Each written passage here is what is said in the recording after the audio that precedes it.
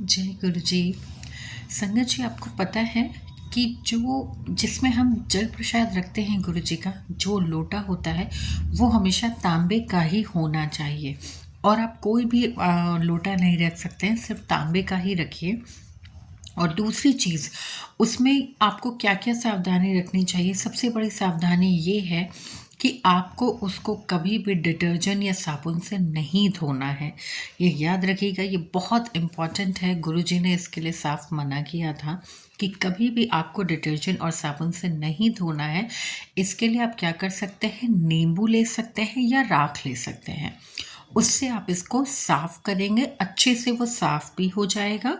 और जो हमको गुरुजी ने जो निर्देश दिए हैं, जो आदेश दिए हैं, उसका पालन भी होगा।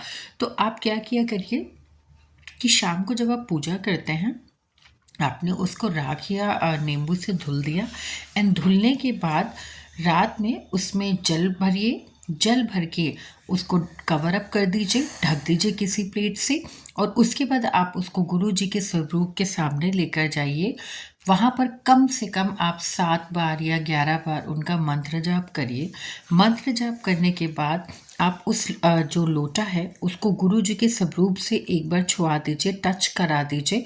और टच करते करते उनसे अरदास कीजिए कि वो इस जल प्रसाद को एक अमृत के रूप में हमें दें, जिससे कि हमें पीने के बाद इस जो भी हमारे शरीर की बीमारियां हैं, जो भी मतलब जो भी प्रॉब्लम्स हैं, नेगेटिविटी हैं, वो सारी दूर हो जाएं। आप यकीन मानिए संगत जी कि जो मतलब हम जो जल प्रसाद है गुरु जी का, वो सबसे बड़ी दवा है। जैसे बड़े बड़े डॉक्टर नहीं ठीक कर पाते ना, उससे वो बीमारी सिर्फ गुरु जी के जल प्रसाद और टीके से, चंदन का जो टीका उनका होता है उससे हो जाती है। तो चंदन के टीके का भी यही प्रयोग है कि आप रेगुलर चंदन का टीका लगाएं। और जल प्रसाद आप डेली उसको नींबू से साफ करके गुरु जी के स्वरूप को से छुआकर थोड़ा सा मंत्र जाप करके शुक्राना करके उसको रात भर के लिए रख दें।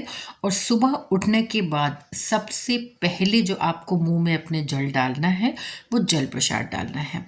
जल प्रसाद लीजिए। अगर आपके चेहरे पे कोई पिंपल या कोई भी ऐसी चीज़ है तो आप थोड़ा सा जल प्रसाद लेकर अपने फेस पे ऐसे धुल सकते हैं। जो भी आपके चेहरे की प्रॉब्लम होगी ना, वो सारी दूर हो जाएगी।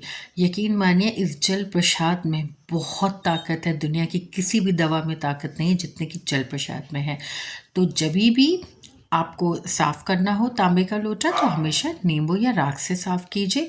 और इस तरीके से बहुत ही अच्छे और सुंदर भाव से गुरु जी के सामने इसको अर्पण कीजिए। और देखिए, सुबह ही सुबह आप सबसे पहला जो इसकी जो बूंद है ना, वो किसी अमृत से कम नहीं है, उसको लीजिए। और जब आप रेगुलर इसको लेंगे ना, तो देखिएगा आपके जीवन में किस तरीके से फ़र्क आना शुरू हो जाएगा। अगर आपके शरीर में कोई बीमारी है तो वो जल्द से जल्द पूरी तरीके से ठीक हो जाएगी।